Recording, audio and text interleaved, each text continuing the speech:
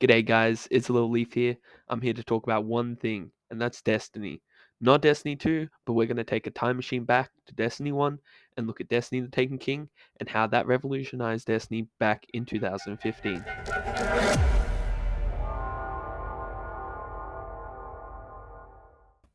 G'day guys, so I'm going to just start with a bit of a disclaimer about what Destiny meant to me and what it still does. Look, it's a FPS, it's open world, as most of you know, developed by Bungie. And then before that, they created Halo, which was a huge success in most gamers' eyes. Um, Destiny had garnered a lot of hype prior to its release in 2014, and after releasing on September 9th, the game was actually quite a success, but also had its flaws, as a lot of people probably know. To me, I was only 14 at the time.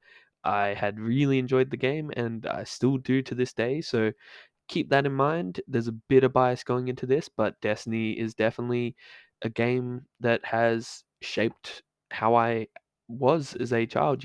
I was always playing Destiny back in high school, and I still do when I get the chance, but that's just my disclaimer. So I just want to take everyone back to a time quite before what we see now in Destiny. Maybe some people don't even play Destiny, but I assume a lot of people may have not played Destiny 1 at all.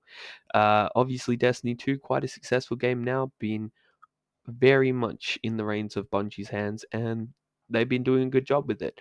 Although, obviously, a lot of mistakes, they still have made quite a polished game, and to this day is quite successful. But that's not quite how it was back at the start of Destiny's release. Prior to Taken King, Destiny had not done the greatest. Their story was not considered quite good. Uh, it only had 2 DLCs prior to Taken King, which now we have a season model. We get about 4 and 3 next year. So it wasn't quite what people wanted out of Bungie, but nonetheless, it was an ambitious game and they were willing to do what they could with it. So prior to Taken King, we had 2 DLCs. The first one being Dark Below, which had come with one raid, which was Crota's End, as people might know from the newest season, which had reshaped it now and made it a bit more difficult. But back then was one of the 2 raids we had, including Vault of Glass, which is also in Destiny 2 these days. It came with 4 missions, that DLC, a strike, 1 Crucible map, and 2 new Crucible modes. That had released on the 9th of September, which was not too soon, but not too late after the initial release of Destiny. It definitely had breathed some air into it, but obviously nothing like players were expecting when they first saw Destiny. They also had a damage increase to 331 for the weapons, and would you believe it, everyone's light was based on weapons and their armor back then. The cap for light in general was 32, so they were separated at the time. Then, about 6 months later, on May 19th in 2015, so the next year, we had House of Wolves release. Now, House of Wolves came with actually quite the big bundle, maybe bigger than most seasons we see these days, but it came with a whole new campaign, which to Destiny standards back then wasn't actually too great. Um, a new social space, which featured Queen Mara, and they also included 6 missions with that, and they added a new archetype, which was sidearms, as we know these days, and 4 new Crucible maps, which is nearly more than any DLC has released since Destiny 2's release, actually. One was exclusive to PlayStation, though. They also added an upgrade system, which made the cap light from 34, to 34 and 365 damage for the weapons. And instead of a raid at the time, we got Prison of Elders, which questionably was better than a raid in some senses. It was a fun new endgame activity that really challenged players at the time. And they also added the successful PvP mode, which was Trials of Osiris, which still to this day is quite successful and quite popular. So it did bring a lot to the table at the time. But look, when we're looking at Taken King, we also got to consider at the time Bungie was expected to have about a $500 million budget on the actual Destiny project as a whole. Numbers now suggest it was about $140 million, but look, $500 million, people were expecting a huge game, and Destiny definitely wasn't that by time. Taken King was getting released. Um, Honestly, the game was going to be made or broken by how Taken King was received and if it was going to be what Bungie needed it to be. Players were on the edge, the DLCs had tied them along, they were happy with what was coming out, excited for the future, but also skeptical as people became, as the gaming community realized that games don't necessarily release in the best shape. And Destiny was a prime example of that. So, a year after Destiny's initial release, they finally released the Taken King. But before that, I just want to touch on how much they actually hyped the Taken King and how that maybe contributed to its success. So, the promotional things they had at the time, like I said, I was young. I was excited, pumped for some of the things that they were pumping out then. I remember seeing like the subclasses that they were announcing, some of the amazing trailers they were showing off the new Taken enemies. Like there was so much hype at the time.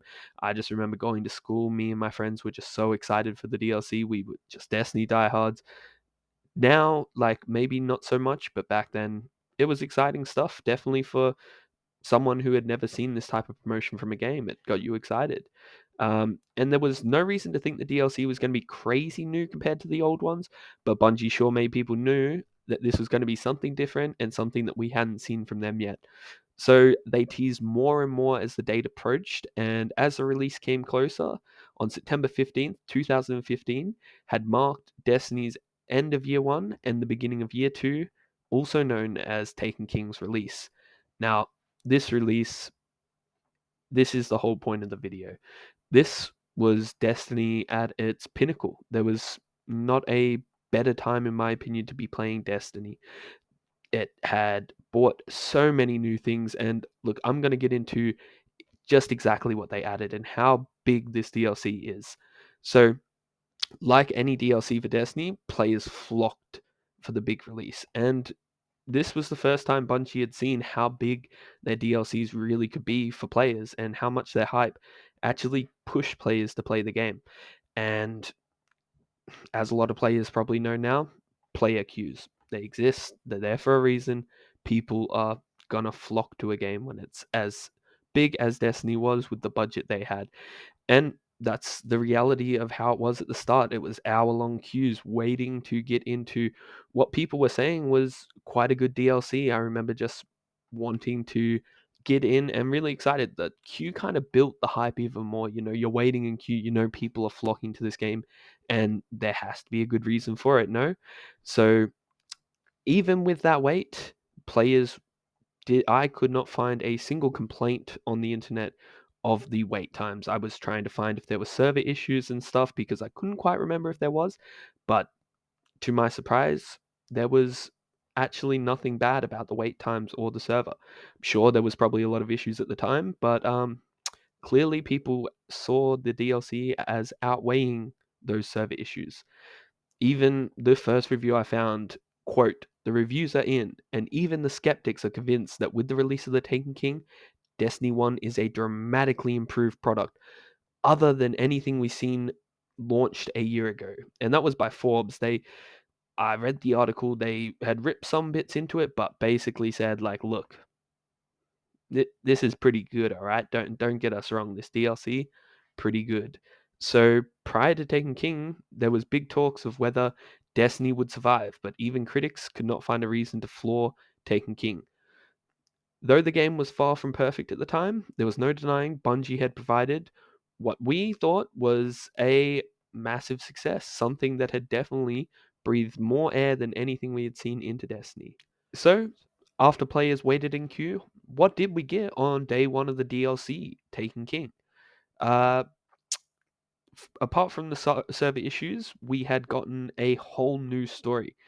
This story was definitely a step above anything that Destiny had done prior, as much as it's not the amazing success in some of the stories we've gotten since, such as like Witch Queen. It's definitely a very good story and a step up from Destiny's stories prior to that. They also featured the Taken King and a new race. So we were, excited. This whole new boss with a whole new race of enemies to fight. Although it was a reskin of the Hive at the time, it revamped the whole sandbox. Like just adding that in alone had let us see a whole bunch of different mechanics, such as shields and things that were added to those enemies, vandals that were hiding in bubbles, a lot of crazy stuff that now we see all the time, but back then was quite new. This was put together with the release of patch 2.0, which brought with it massive changes to what a Guardian could do. Changes to subclasses, changes to guns, exotics, armor, inventory, everything. They had revamped this game like crazy. They had changed all the UI. They had changed uh, nearly every gun type. I looked through the patch notes and there is nearly a change to everything that was in the game. And this was in addition to them adding in swords as well. So the sandbox was absolutely revamped at the time. To add to this, they also included the three new subclasses for each class, which had given them the last subclasses they needed, which was Arc on Warlock, Void on Hunter, and Titans had gotten the Solar, which still are classes that run the game to these days, except for maybe Arc Warlock. But Solar Titan definitely still strong to this day, and Void Hunter definitely still a very viable option in today's sandbox. Um, so apart from those changes, they had also changed exotic armor for it. They added in new activities. The tower was changed, collections. There was so much new stuff just to the sandbox alone. But this mixed in with a new way to level gear had honestly completely changed the game. They had now increased the cap to 300 for items outside of the raid, and this was now mixing in armor with weapons. Different No, not different to actually how we have it today. Pretty much the same system they've stuck with, which was just add it all together, find the medium, and that's your light. Like they decided to make it a bit simpler. It helped players. They added in a bunch of new currencies as well. Um, it honestly had completely changed the game. And then included in this was a whole new social space, which honestly, still to this day, is one of my favorites. It was the Dreadnought, the massive ship that Oryx had put in the Ring of Saturn that we had to go to fight Oryx and to finally end the Taken King's reign. He wanted to kill us. We had killed his son and he was not happy. And this, I don't know about a lot of the players, but it definitely just built hype. Like again, I was young, impressionable, but it was just so cool going onto the Dreadnought and nothing like I'd experienced in Destiny until that point. Although it didn't blow any critics away, it definitely was a big improvement, like I said, and it showed promise that they were committed to a ever-growing story, ever-growing characters, and consequences to our actions. We killed Crota. We thought, cool, just another big baddie dead. No, his dad's coming to kill us. And now, even to this day, Savathun's coming. Well, we finished Savathun off. Sorry for the spoilers if you haven't played through, but we are definitely still facing the consequences of killing Crota and Oryx back in 2015, which is quite crazy how they had really shaped Destiny into what it was and is today. Year one didn't really reflect what we have to this day, but Taken King was definitely a step in the right direction in every sense. Um, as well as all this increase and change to the sandbox, they had also added in. I have the number here. They had actually added in three strikes and they added in three revamped year one strikes. So that's six strikes in total, outweighing any of the DLCs prior. Seven new Crucible maps, which honestly, if we saw that today, that would be enough to call it a DLC. Like seven new PvP maps. I can't even think of the last time I saw uh more than two maps in a year. Like we got a new map this season, and that alone has gave a lot of hype to PvP. But imagine seven maps into the sandbox. It was insane at the time, as well as adding three new PvP modes, which was Mayhem, Rift, and Zone Control. All three being something that still gets played to these days, still are fan favorites of things that are outside of Control, Clash, and Rumble. And definitely showed off that Bungie could use their budget to actually make a DLC that had a whole lot of content to dig into. They had secrets, they had the new Court of Oryx and the tiers to that, which was a public space that was playable. The whole Dreadnought had so many secrets back to it. Like, I remember just going through YouTube and seeing all these different secrets that people had found, new weapons, new exotics, all it was just massive the amount they had added into such a small place as well. It was just one planet and goddamn, did they pack that to the max, and honestly helped build the reason why Taken King is immortalized as a Destiny 2 DLC and immortalized as the Destiny 2 DLC to beat. When you say Forsaken, you think, did it beat Taken King? And although questionable whether it did or not, because that did a similar thing to Destiny 2, it nothing can come close to how much Taken King had saved Bungie and had really changed Destiny for the future. But what had come after? So the player reception to this was unmatched for Destiny players. Like, people were so happy with it. I think people still to this day would say it was the best. And that had really made Bungie you know, really in the spotlight. Like, what are they going to do next? Sadly, it has not really been redone, and for obvious reasons. Like, how are you meant to redo something that was fixing a lot of the big issues? They had fixed a lot of issues, and though the game has done like a lot of issues, they can't really create a DLC that big. They had the budget at the time, the team to do it.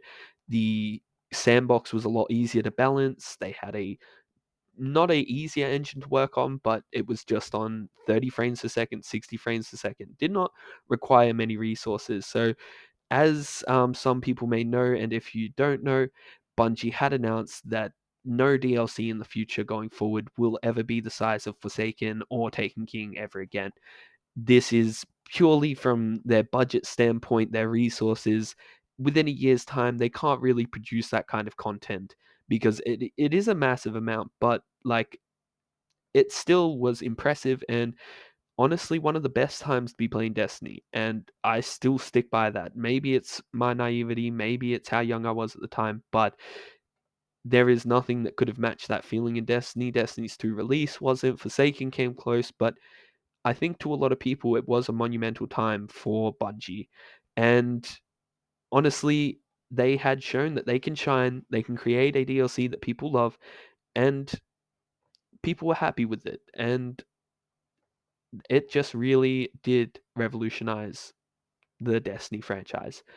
Well, anyway, that's it for the video. Thank you so much for watching. If you enjoyed the video, don't forget to like, subscribe, and if you have any feedback on it, just leave a comment below. I'll be reading them all.